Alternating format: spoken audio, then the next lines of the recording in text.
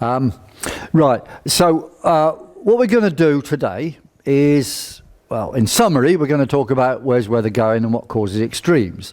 And this is similar to a number of presentations I've given in different places, but especially similar to the one I gave in Albuquerque to the Electric Universe Conference March last year.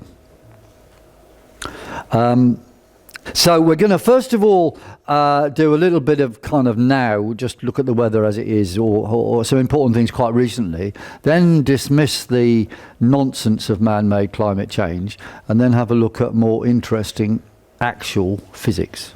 Okay, and I think it will relate to what you just heard. Well, I'm sure it will, and I think this is definitely the best order we've had them in, because there's new stuff that you've heard before, some of which is definitely an extension of what I've heard from those quarters before. And I'm fully in favour of the electric universe concept of, you know, the cosmos and the sun and the weather connections. All right, so let's go then.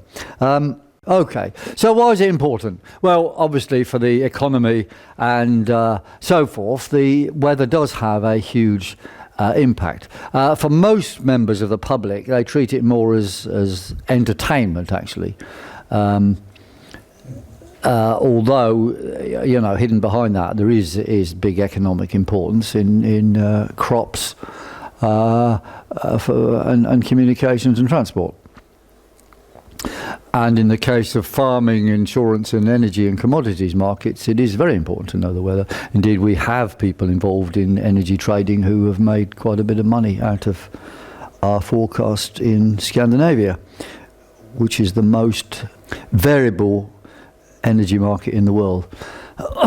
Now, this was a quite important period, which is why I've got it here.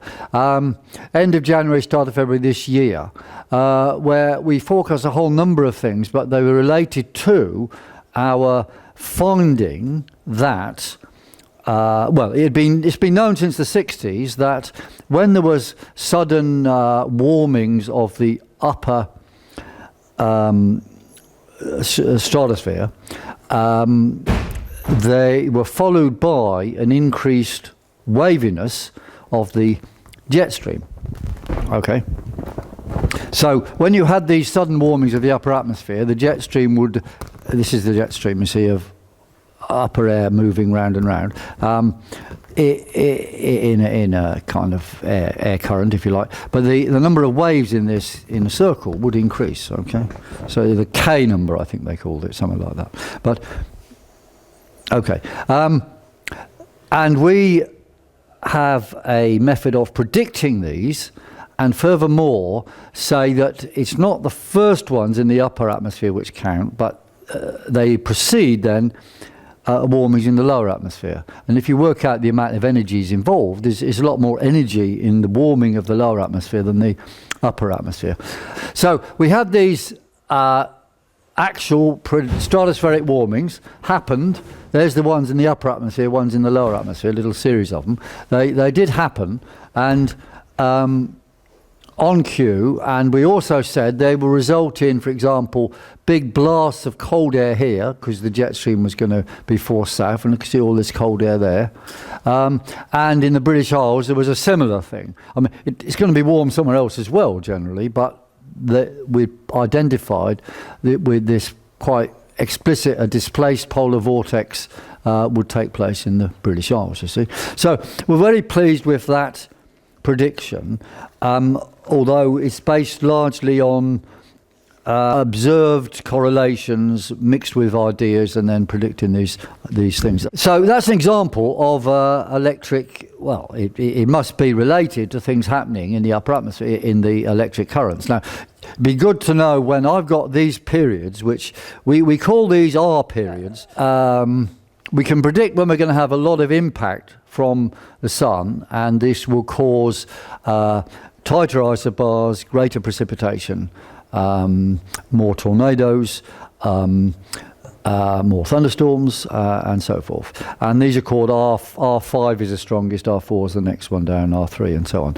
And those, I'm 90% sure, would coincide with certain developments of currents in the ionosphere, etc.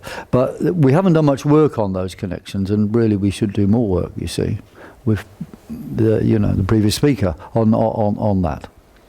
Okay.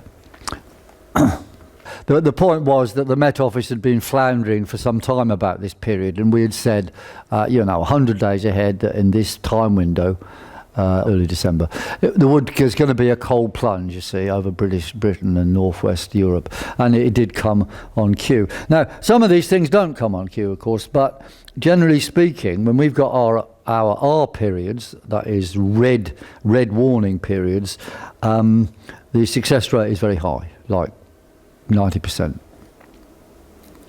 So, now, back to the CO2 nonsense, just to get it out of the way. The assumptions of standard meteorology are that weather drives weather. Okay, what happened yesterday? Put into a computer, make a map of what therefore must have been on the ground or in the upper atmosphere or the middle atmosphere in order to make the weather that happened, and then project it forward in time using Newtonian physics, standard thermodynamics and so forth. And lots of computing power to solve differential equations. But you see, that approach does not produce signals. Real weather data contains signals. There's a 22-year signal, there's a 60-year signal, there's a 155-day, which is the same as the frequency of solar flares. There are loads of signals. Standard meteorology doesn't advance any signals, or if they do, they say they're somehow internal to the atmosphere, and they struggle a lot to try and produce the quasi-biennial oscillation, for example, of 2 1/3 years. But they don't really. Well, they claim to produce it, but of course they're not able to predict anything. So they haven't really produced it. And of course, the other things that happen, which follow from an electric universe view of things, is ice ages and so forth. Now, I don't know, we could do an instant quiz. You probably all know the answer. What is the percentage of CO2 in the atmosphere? 0.04. Yeah, that's all right. Very good. Percent. Yeah, okay. Well, I know you probably all know. Interestingly, when I did this Shropshire farmers, they, varied from 10% to, you know what I mean, completely mad figures. But the point is, the public just don't know. They do not know. They think that CO2 is a bad thing and there's a lot of it around. Well, actually, it's a good thing and there's hardly any of it around. Okay. Right. What we have is equivalent to 1 1/4 inches on the top of Nelson's column if Nelson's column represented all the atmosphere. That is the whole of the CO2, and man's contribution to that is 1 millimetre. So a piece of bird shit on the top of Nelson's column is man's contribution to the content, fraction of content of CO2 in the atmosphere. Now, termites produce 10 times as much CO2 as does man. So if CO2 is a problem, we should have war on termites, which means, it gives Obama something else to do in his last year or two. But you see, it's bonkers to claim that man's CO2 is key when this is going on. In fact, 96% of the CO2 flux in and out of the biosphere is nothing to do with man.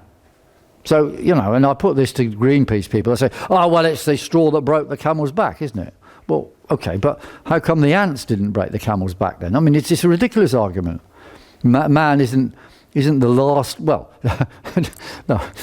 The CO2 coming in and out all the time. It's not bits being added and heaped up. It's not even like that anyway. Okay.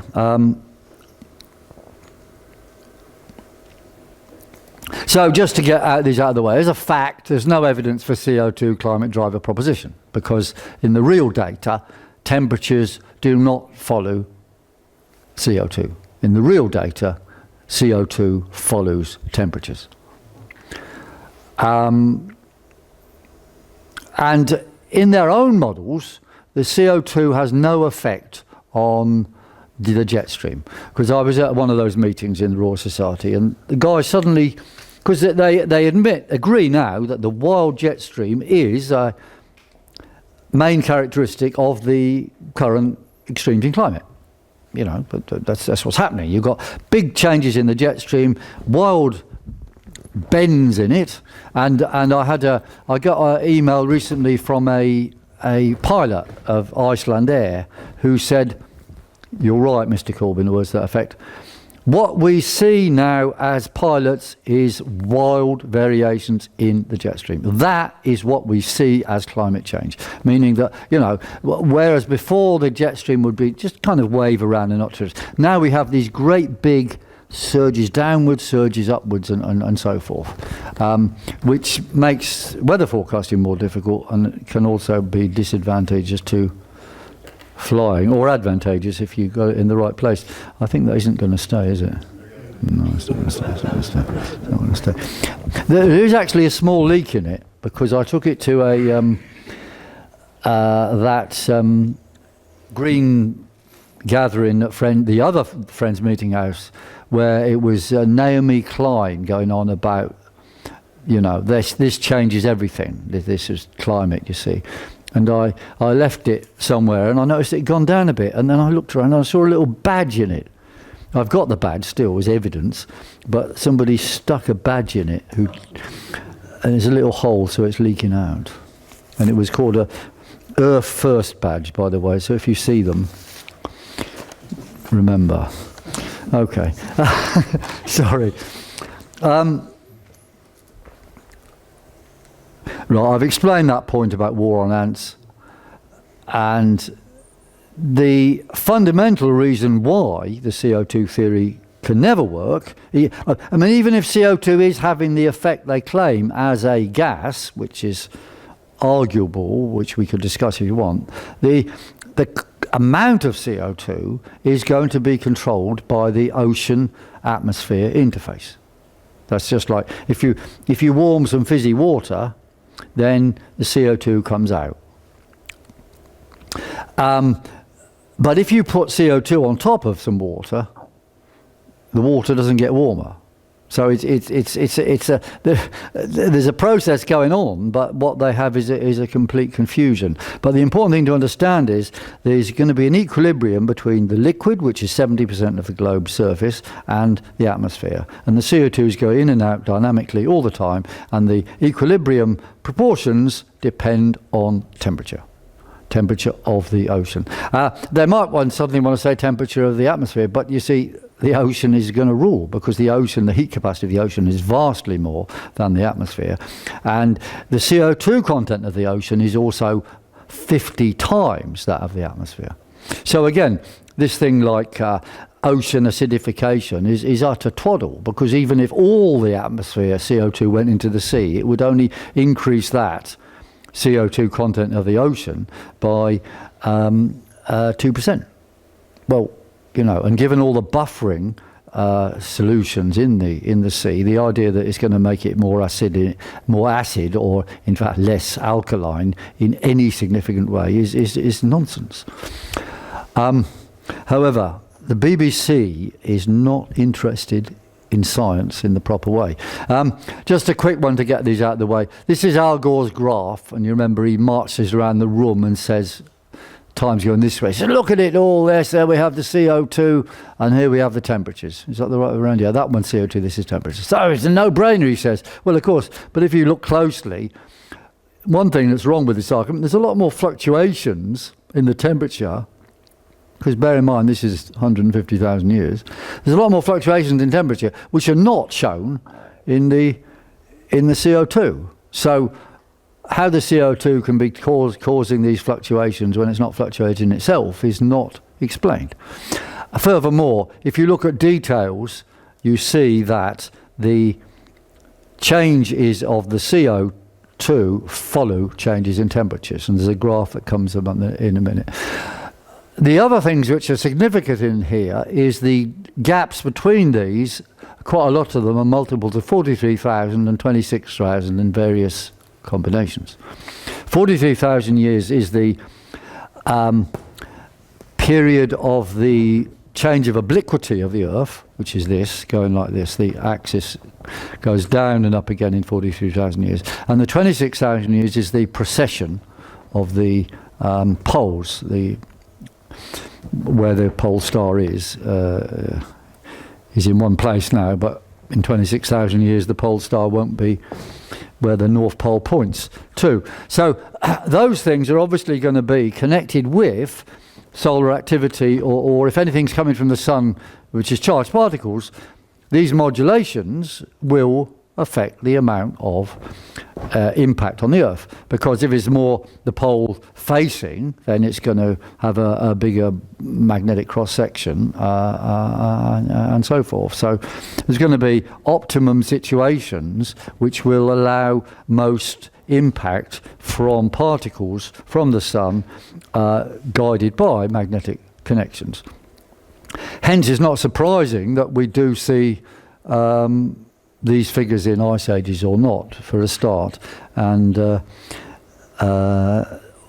22-year signal, for example, in world temperatures, which is the magnetic cycle of the sun. The 11-year cycle being the sunspots, and the magnetic cycle being the alternate sunspots, because the direction of the sun's magnetic field changes for odd and even cycles. And this was a graph we'd done years ago, and it's curious. I mean, these graphs are quite, well, some people have done a lot of them, but they rarely find their way into literature. You know, I show this to people, and they say, oh, I haven't seen this before. But, you know, it's not even difficult to do.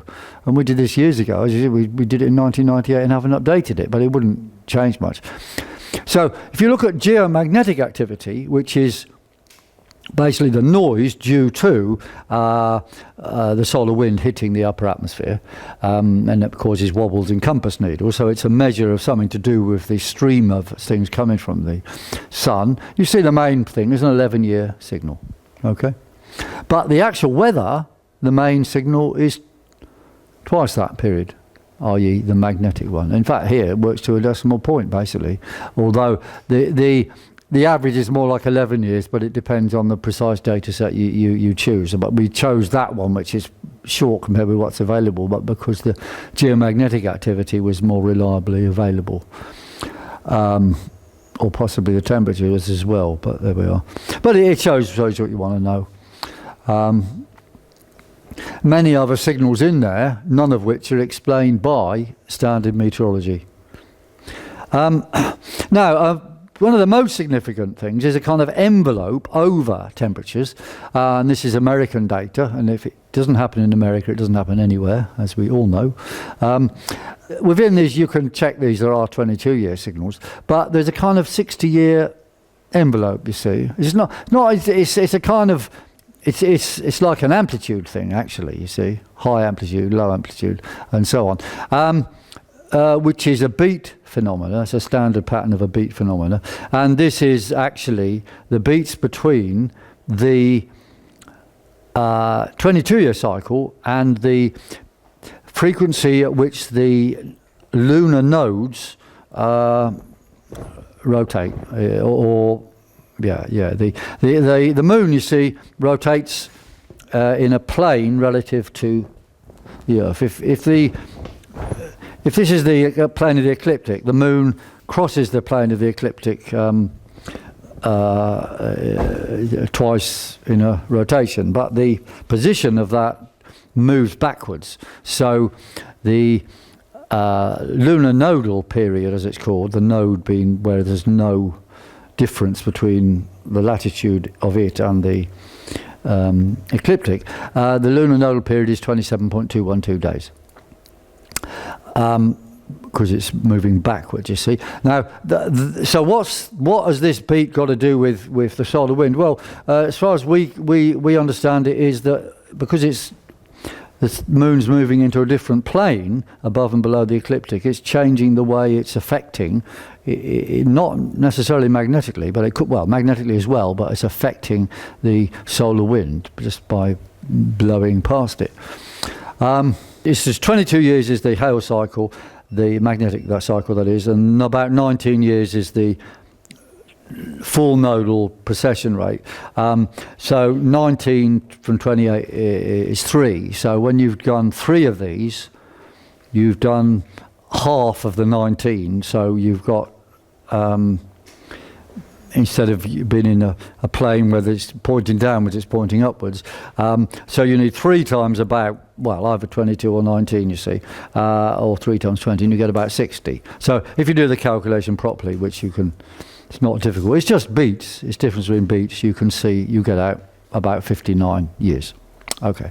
Now, just to understand a bit more about magnetic connections and the sun and so forth, I don't know if you did this earlier, but you could have done, in that it's important to understand there's a big difference between odd cycles and even cycles in terms of electron and proton flow, because you've got this current sheet around the sun, because the magnetic field is stretched outwards in one and inwards in the other, so there has to be a current sheet there to maintain that pattern, if you like, and they work together. So but because particles have to come outwards, they don't flow inwards, it means particles in one in odd cycles you've got electrons are the average flow. There's a dominance of electrons in what comes out, not necessarily large dominance, but there is a dominance. And in the even cycles it's protons coming outwards, and that must have a bearing on how the solar wind, or in particular those currents, interact with the Earth in the ways you've discussed. And you've probably seen these pictures, which I won't go into, but just to say, look, you know already there's loads of stuff going on up there, and as you've already heard, these are totally connected with what's happening down there.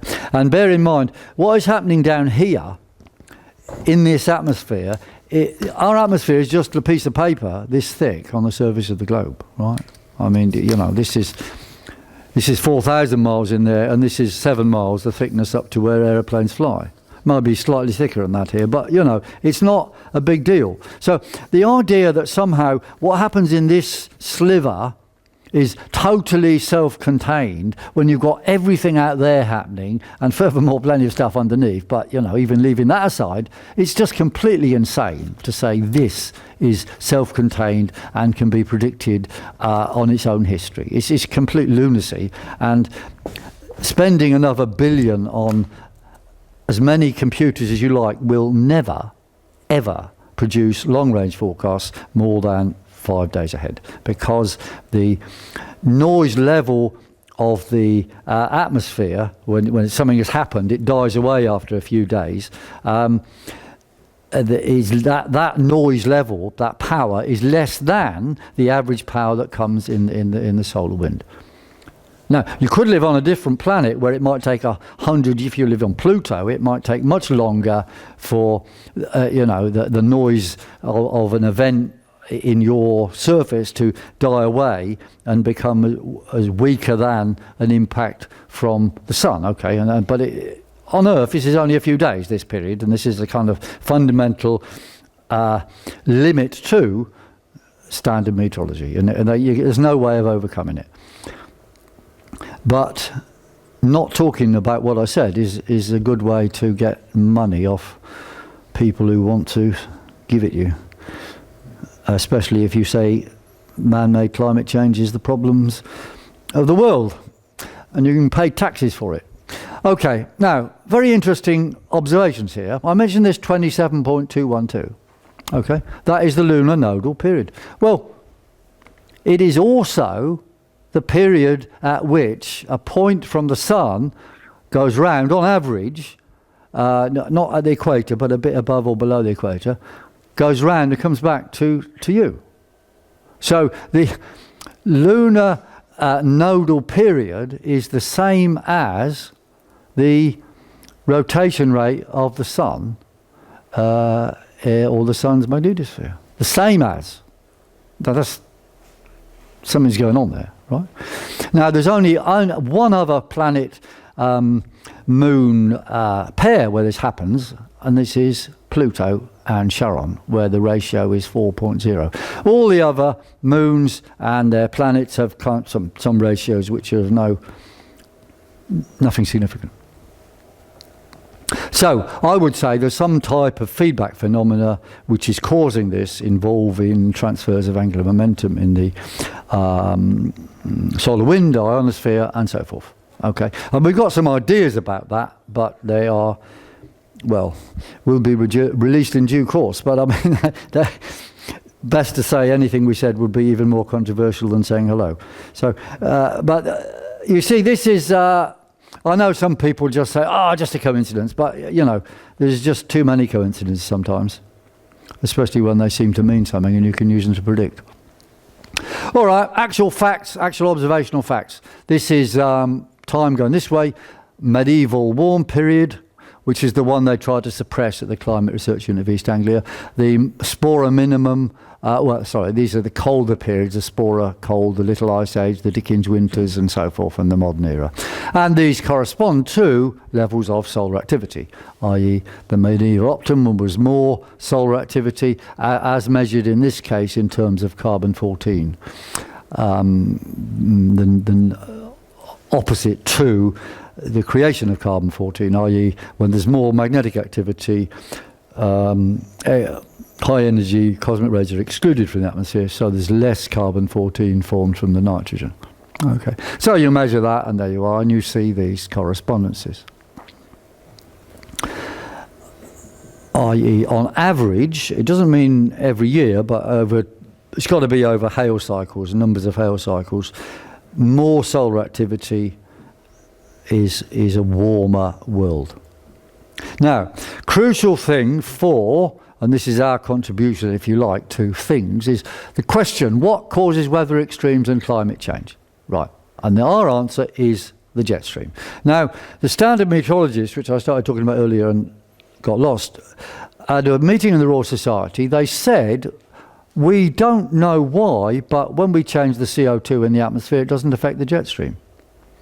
And I stood up and said, well, I know why it doesn't affect the jet stream. It's because it doesn't affect the jet stream. And furthermore, I can tell you that it's the sun that's affecting the jet stream, and we predicted these wild variations would happen now, and they will carry on happening for the next 20 years because we are in a mini ice age period, or that's a way of describing wild jet stream behaviour. So, next question is, well, what moves the jet stream? And this is our answer. Solar particle magnetic activity and lunar modulation. So hence we have our solar lunar action technique. And they're largely predictable, whereas a CO2 can predict nothing. And also, I would add, the cosmic ray theory itself, by itself, can predict nothing. I'm not saying cosmic rays are important, yes, but the actual energy coming from cosmic rays is 1/300th of the energy coming in terms of particles from the sun. Even though they're higher energy individually, but you see the particles themselves, these high energy cosmic rays, have got a very low cross section with any collision. They have to collide with many things to form pions and all that stuff, and then those interact. So if you remember cloud chamber, which seems to be reinvented every so often, but when we did cloud chamber physics in Physics 1, Imperial College, you remember, Philip, don't you? That those tracks of particles, the slowest ones gave the biggest tracks. It wasn't the fast ones, it was the slow ones, because they're slowing down and catching stuff, you see. So high energy things have to hit something and break up into lower energy before they have big impacts. So the low energy stuff from the sun, that's why it is important as well. And the reasons you've heard from earlier, of course, there's a whole system of connection between all levels of the atmosphere down to the ground. So obviously, you know, the sun then is going to rule. And the cosmic rays are not irrelevant, but they're much more important for understanding things to do with stellar formation and so forth, you know, on a much bigger scale. Okay, so our long-range forecast using this, but I haven't given you any details. They can be done, they are being done up to 12 months ahead. They're very good at extremes, over 80% accurate over a few days, and we've got detailed forecasts for the USA, Europe, Britain and Ireland. And we've had very big success in long-term, long-range tropical storm forecasts, but we haven't done it consistently. The most significant things to look at are the R5 and R4 periods. That's when there's more activity, more hits, more particles from the sun, and also you do statistically, it appears to be that when you've got these big events on the sun, you get your R5 and R4 happening. You also tend to get more big earthquakes and volcanoes. But you mustn't get confused with the, aftershocks and so forth, which make a difficult problem in analysing. But anyway, and if you want to buy them, they don't cost you much at all.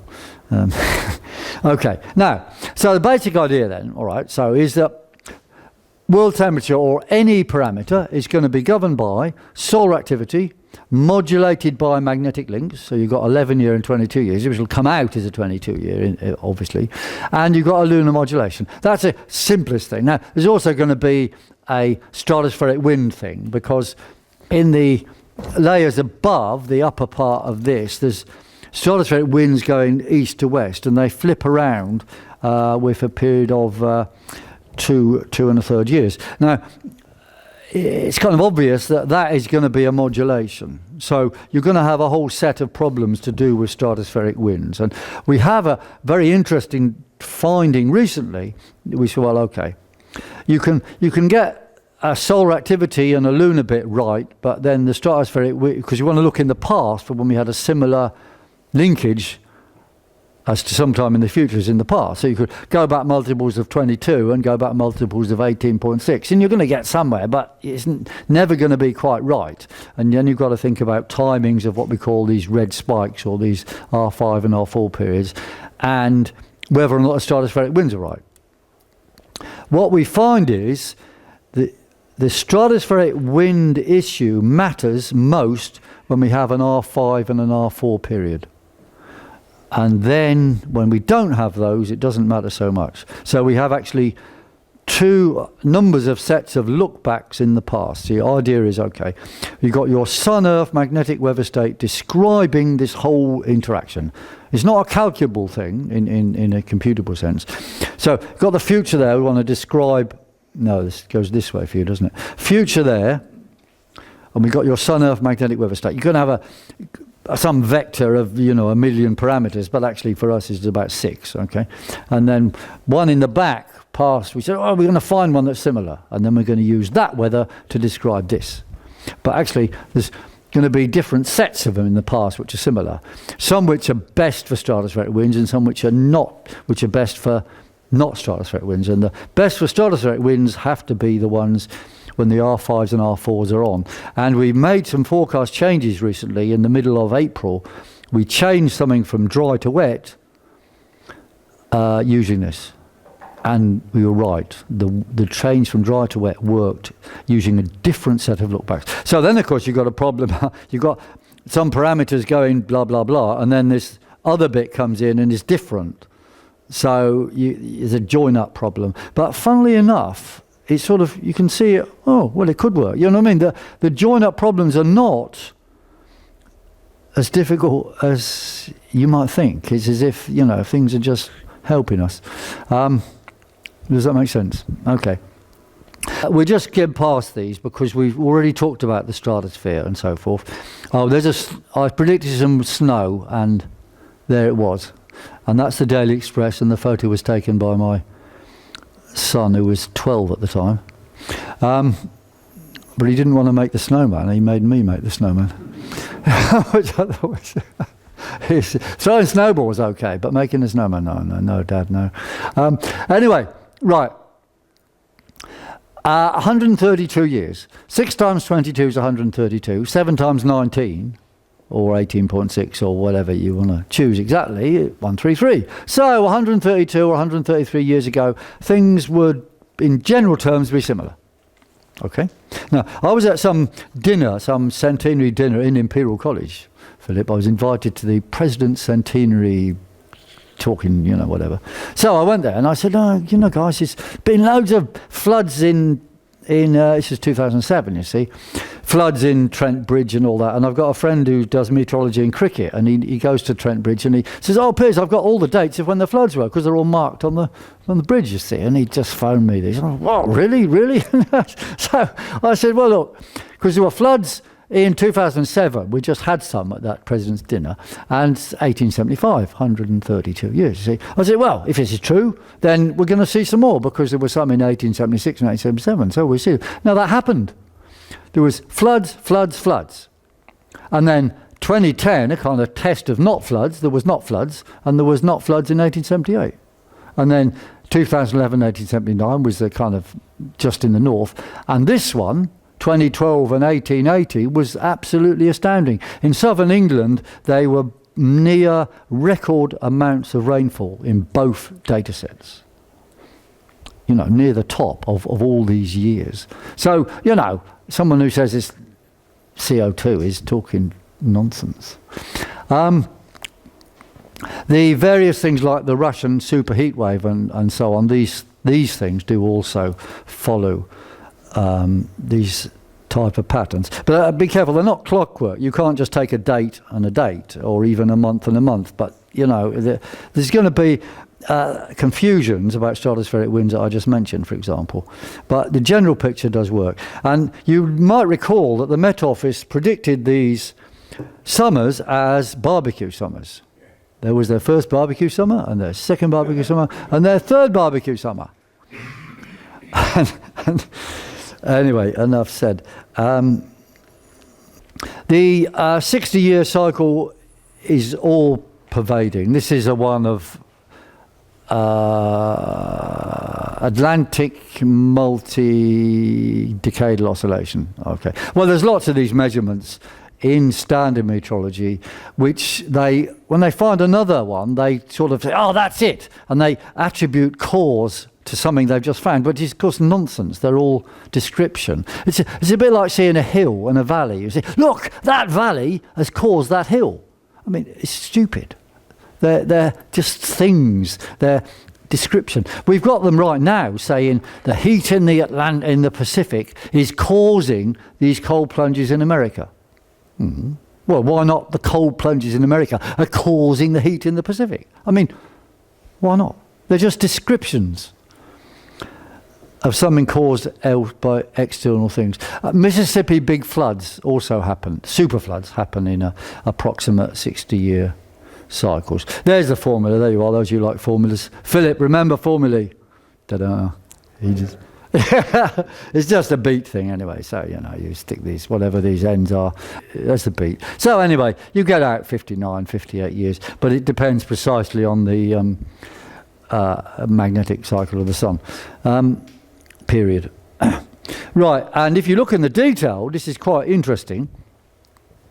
When do you get warm periods? The answer is you get a warm period when you are, it's got to be one odd or even sunspot cycle, and the answer is it's got to be odd sunspot cycle maximum. These are the odd sunspot cycles. There's a maximum starting there, and then it's falling, and then after that it's rising again. So you're only putting that, which is a quarter of all the post pictures. And if you also have eclipses of the sun in the first 2 weeks of December,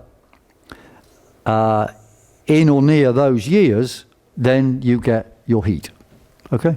So you put in where you've got eclipses of the sun in the first half of December. Now you might say, well, what's that got to do with anything? But yeah, it's just a way of timing it. You could choose anything, but I did choose that for some reason, which I think it's because the Earth is actually crossing the plane of the solar equator at that time, but it doesn't matter. You see, you could use anything. But there you are. You see, close together. Solar cycle 23, not so close together. Not so close. Solar cycle 17, close together. You see, higher, and then go back again. Blah blah blah. Bit of confusion and mixture. But number 11. There we are. So you get these are going to be roughly 60 years. Just a list of some of these things achieved. This 2012 was a very major extremes, you remember. Basically, it was the year of no summer. And, of course, it's a bit... there was another year of no summer in 1816. Now, by a curious coincidence, there was a big reduction in Arctic sea ice in 2012. maybe a temporary one, but it caused the global warmers to jump up and down, proving man-made climate change. However, there was another one in 1816, coinciding with the last, reasonably argued for, year of no summer. So these bits of ice or whatever disappearing in the Arctic are not actually controlled by the atmosphere anyway. They're controlled by big circulation questions, which also involve sea circulation. So, the point is these wild fluctuations are not in any way evidence of CO2 doing anything. This is my favourite storm because we predicted this a long time ahead. We announced it in I've still got the pen from it, Hotel Kempinski, which is a very flash hotel by Lake Geneva, where I was there for the international commodity trader operations. Anyway, I said then, 6 months ahead, we're going to have a big storm, late October in southern England. And here it is, you see. It came on cue. There's a bit more about it. There were simultaneous things in America, which we'd also predicted, but not that long ahead. But we could have predicted them longer ahead now. We also made some rather specific claims. We had a map. There we are. We said it's going to go something like that, and here we have it. You see? That was a map. That was probably drawn a few weeks ahead, but it was derived from what we'd said months ahead. So we had corresponding maps. We did say it would be on a par with the Great Storm of '87, but it didn't mean the same everywhere. And in fact, the winds in Holland were bigger than anything that happened in 1987. So as a storm as a whole, it was comparable. For England, it wasn't. We also make these interesting little predictions about the changes of storm directions, and we started doing this for tropical storms, making statements that, okay, you've got your tropical storm, it's going to be a standard model saying where it's going to go, and we say, well, it's either going to go to the right or to the left of that. Or it might be pretty well on course, in which case we'd nothing to say.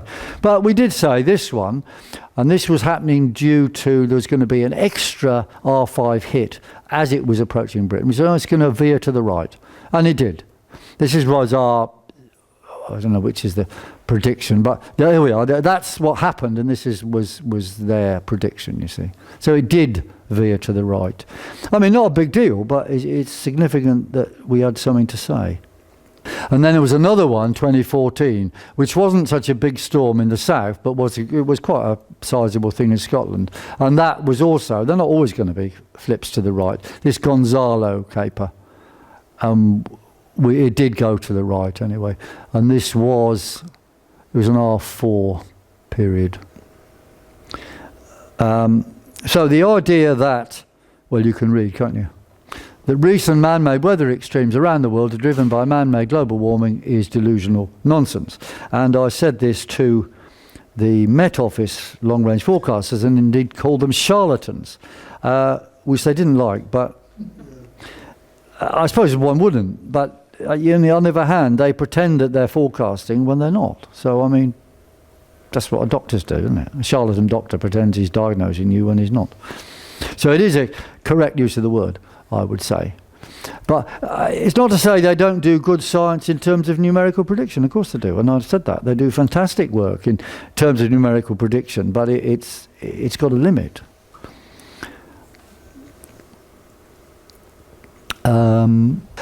Here's quite a one which the warmers like to talk about. Every time they see a big typhoon or hurricane, they say that's man-made climate change. Now, actually, there are less hurricanes now than in previous decades. Less hurricanes and also less tornadoes. But there are some very extreme ones now as well, some of which are comparable or more extreme than some in the past. But this is fully understandable in terms of our theory, and it's also fully understandable on average is going to be less because there's less solar activity impacting. But some of the solar activity that does impact is very extreme and associated with these wild jet stream things, which bring you more difficulties. So they go on about this Yolanda or Haiyan. It's Haiyan for the west and Yolanda, it was the local name. Now, they complained that it hit and destroyed and it was CO2. Must be, they said. Well, funnily enough, when it hit, you see here, it was tropical storm, whoomph, up to Typhoon 5. Just in the period from, sorry, the 4th of November, American description. But the point is, we've shaded in our R5 period, and that is when it comes from tropical storm to super typhoon. And it happened to be when it was just getting close to these parts of the Philippines. So it was like a perfect hit in terms of trouble, but it was solar driven, and this is it.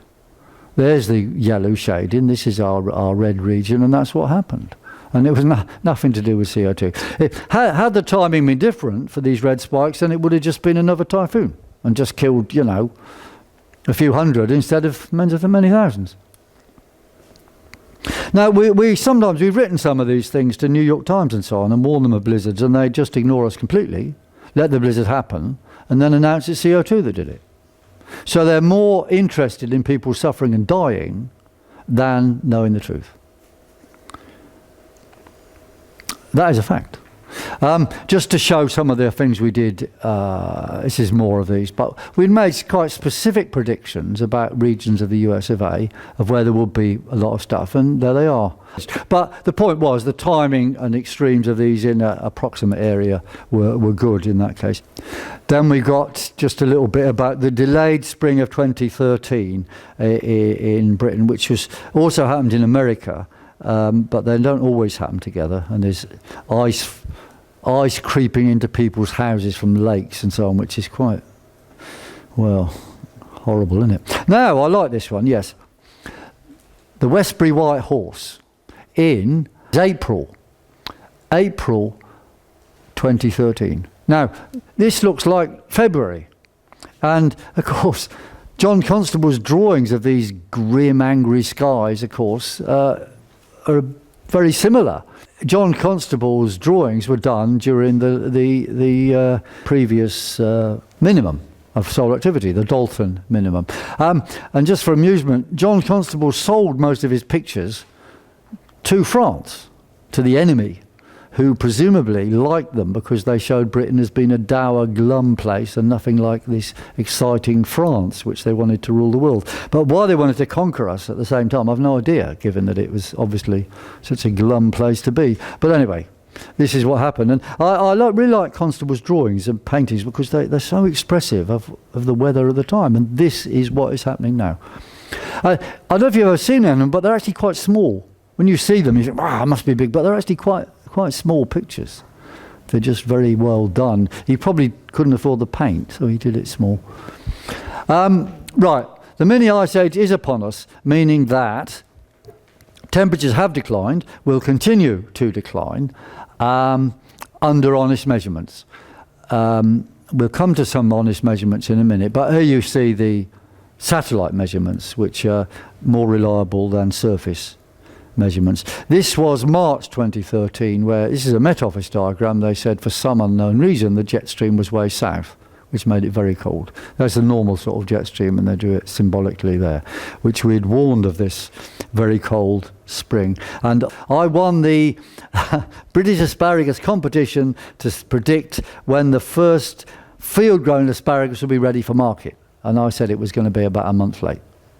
And I was right. I mean, it was even 6 weeks, and I was right. I was closest, anyway.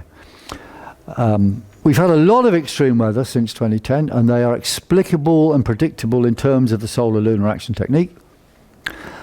And the advent of very extreme events will continue and these jet stream shifts will continue. And the world will continue to cool until 2035. And the idea that CO2 is nonsense. There's been some major economic things, and I'm hoping we're going to get to this video soon. I'm not. We mentioned these are specific things we did warn of. Super cold UK, December 2010. You remember? Very cold USA winter. This tropical cyclone Yazzie. These series of tornadoes and Hurricane Irene we'll just have a quick look at some of these because they were quite exciting. We're going to have a look at there just briefly, the jet stream, August the 15th, 2010. And I'm hoping we're going to play a video. But this is a record or like day-ahead forecast. And what's happening here is the jet stream is rushing into Leningrad, or St. Petersburg, as it's now called. And there had been this great, very warm air just down there coming up into Russia. And you'd had this West Russian heat wave. And we said it was going to end around the 15th of August, give or take a day or so, because there was going to be a big event on the sun which would excite the jet stream, change the whole jet stream pattern, and there would be thunderstorms and it would get a lot colder. Well, this is what happened. There we are. Now, we're going to try and have a look at this video. It shows a double-centered sunspot, massive expulsion of material, a coronal mass ejection, and only about a quarter of an hour later, a big impact on the ionosphere, which meant that some influence was travelling at half the speed of light. It doesn't mean all the particles were, but something, some wave or whatever. And the jet stream did indeed move. There we have St. Petersburg, and there were some plane crashes as well due to some extreme turbulence. And we had changes in circulation down in Pakistan, which caused the big floods there to subside, or the rain which caused them to subside. Okay, so we're very pleased with that. And that was August, as we said, 2010. Now, another very exciting was December 2010, where we said, and this is our forecast, probably the coldest December for 100 years. And when I'd written that, I thought, did I actually write that? And I said, yeah, okay, we've written it, let's put it out and see what happens. Well, it was the coldest December for 100 years, and David Cameron said so. So it must be true. Okay. But a funny little story. We're really pleased with that, you know. And then in the middle of it, the height of it, I was phoned up by BBC Breakfast. Said, Mr. Corbyn, would you like to come and sit on our couch in the morning and blah, blah, blah about the weather? I said, yeah, of course. Great. Okay. We'll arrange a car. Okay. Okay, thanks. So you'll get a call about the car in an hour or so. Now, I was with a friend of mine, the late Andy Wilson, I have to say. It's very sad. He was from Imperial College as well. Anyway, I was with him and I said, Andy, that call hasn't come. I better ring her back. So you have to go outside there. You can't make phone calls in this place, you see. It's a very strange place. So I made a call and, this person, Mr. Corbyn, yeah, sorry, we meant to get back to you. We've got someone else. I said, oh, please, tell me, who have you got instead of me? Because after we did forecast this, you know. That's why you wanted us, wasn't it? She said, yes, well, we've got someone else. I said, who? And she didn't want to say. I said, well, come on, you can just tell me who. She said, it's the government's chief scientific advisor. And I said, well, he knows FA. Now, I used the Queen's English version of FA, i.e. the full version of FA, which I don't think she appreciated. But anyway, that's what I did, and they didn't phone me back. So there we are. But, you know, that's what happened. We've had a number of these calls from researchers since, and often I've said to them, well, yeah, it's great, I'll come, but I think your boss is going to say no. And then they come back and say, blah, blah, blah, blah, blah, and they go waffle about some timing problem and not appropriate for the time of day and, well, you know. But they never say the boss, Ted, no. But I think it is usually the boss says. Anyway, the point is the BBC have made a conscious decision. They want to propagate the theory of man-made climate change and nothing else. Specifics, which we mentioned before, 2011, we used the phrase tornado storm. We listed affected states, Missouri. Joplin, Missouri was destroyed in that time window. Now this one is very, very important just to know politically what happened. We predicted from 85 days ahead there would be a storm in 2011 in August which was going to start or be identified somewhere near Bahamas or somewhere down there and skirt around the USA, go near the edge and making some close hits or something, right? And it happened. Exactly that happened. And they had their storm track of what they then called Hurricane Irene. And they kept on warning, oh, it's going to hit, it's going to hit. Evacuate, evacuate. And I was in touch with NOAA. I phoned them up. I said, look, okay, guys, that's nice. But look, just want you to know what we're saying. It ain't going to hit. Not in a big way. It's going to veer slightly to the right, and then it's going to start, after a while, run down. But our 4-day ahead, as to the detail, was better than their 1 day ahead, right? And I got some people in there who were quite excited. Said, hey, that's great, that's great. We'll be in touch, we'll be in touch. Afterwards, it was complete silence, as if I didn't exist. I mean, you know, you would think if they want to improve hurricane forecasts, they might ask someone who had done a hurricane forecast that was better than this. I mean, you know, if someone did a weather forecast that's better than mine, I'd ask him, did you do that? That's what I would say. Sorry, I wouldn't swear. No. But you understand. I mean, it is ridiculous. However, there's politics at play here. Okay, 2012, my favourite picture of all. Is anybody here from Newcastle? No, good, okay. That's Newcastle being hit by, is the bridge, and these hailstones, which are big by British standards, but small by American standards. A common phenomena in these mini ice age wild jet stream circulation patterns is extreme hail events. And this is destruction of vineyards, which will happen more and more. So those, if anyone here is thinking of growing a vineyard because of climate change, I must warn you, this is your likely fate. So get insurance and find it from a believer in man-made climate change, and then you might make a profit out of it. July 2012. Yeah, this was in America. We said there's going to be all these extremes, and what's up with that blog said they would put our forecast to the test. I said, okay, do it. And they said, look, you're just being completely over the top. It can't be like that. Well, actually, it was like that. And we had these hailstorms often when we predicted. And then these guys started arguing the toss. Well, it wasn't giant hail, it was only big. Or it wasn't big, it was giant. I mean, look, please, come on. Have you had hail, have you not? Well, yes, but it was the wrong size. So, you know, they were trying to pick these minute holes in the forecast. But after 2 weeks, they said, oh, we're going to end the assessment now. So we only had 2 weeks of them getting increasingly upset. This was just to show when we give these time windows, this was the R period, and how there's different geomagnetic measuring stations around the world, and it's often more interesting to look at all of them instead of the kind of conglomerated average. And you see, this is our time window, and here were these events in that time window. The ones outside, there's just one there and one here. So that one's probably part of something else anyway. So really the identification of these events is good. And the extremes, well, again, the extremes were there, but actually these were shifted a bit. So we got to find out if SLAT 12 would have got those in the right places, but they were there around somewhere. We know it's not CO2 because the data shows that CO2 theory does not work. Now, and that's just a few graphs to show you, as you know, it doesn't work. The IPCC temperature forecast scenario was this, and what actually happened in this period, using the same data as they were using there, was it went down.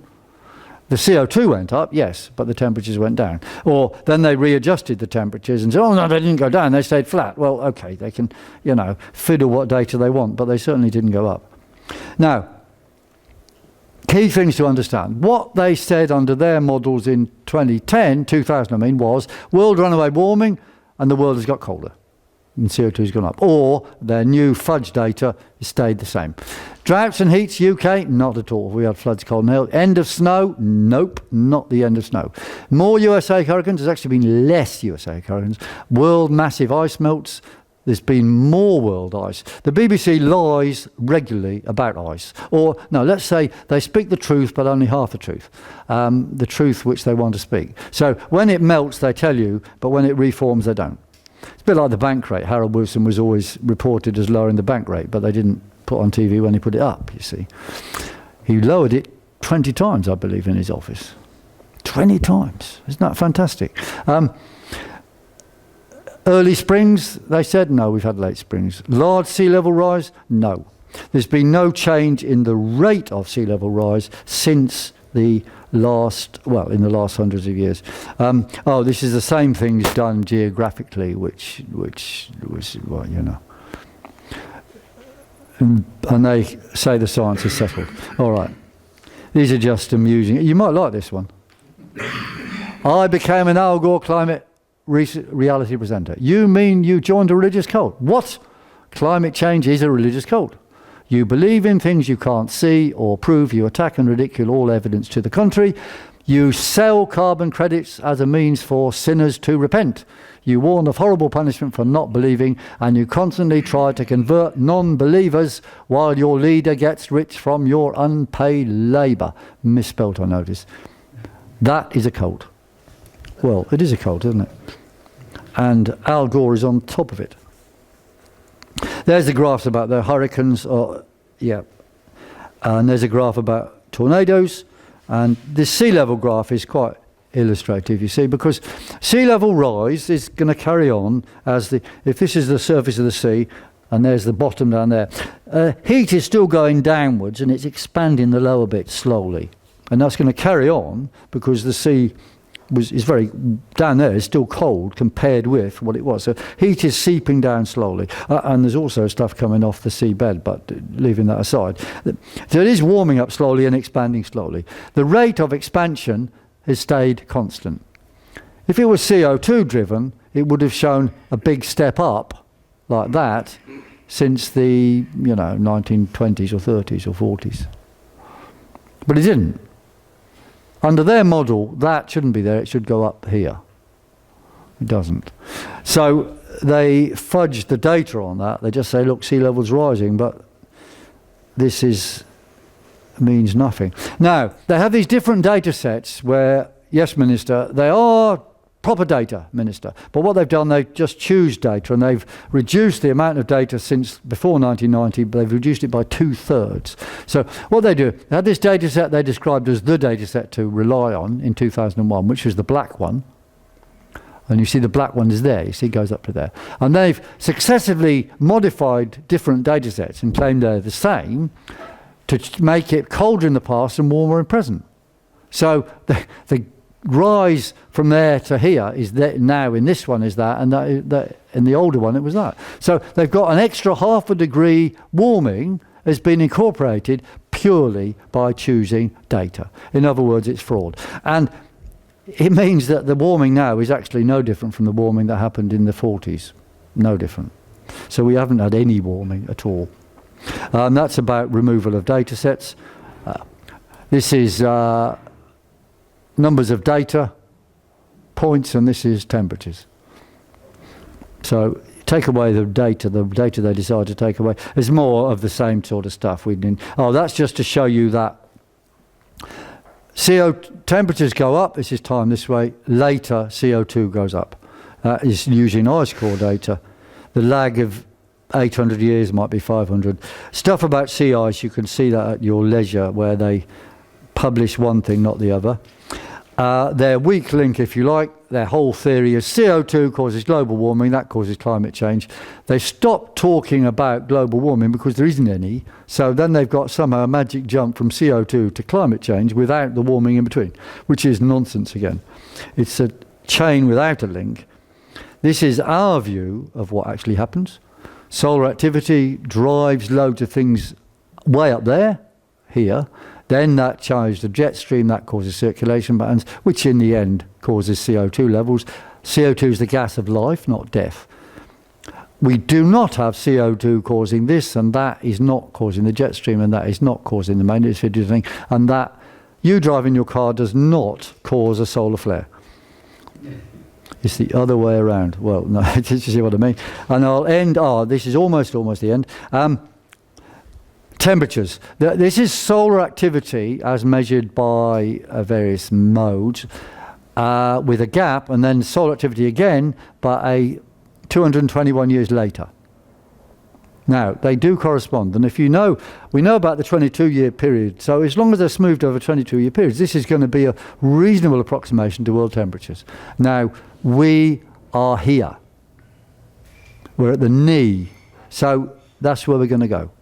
down and down and down until, 2035. Right about, so coldest will be 2030, 2035, something like that.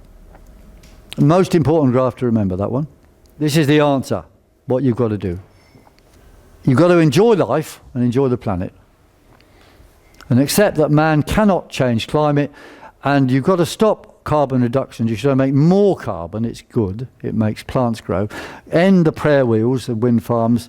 Have money back on green electricity charges. Actually, there is a party which is more or less saying this, namely UKIP. I'm not saying that I agree with UKIP on other things, but they are the only one that's got an intelligent policy on energy supply. We should keep honest green policies as well, though, i.e. don't throw the baby out with the bathwater. So, but defend biodiversity, because biodiversity is a good thing. You don't have to latch it onto something which is false. And of course you could even use scientific long-range forecasts to improve the world. So I think I will end there and just say enjoy life, and I'll enjoy some questions. Thank you.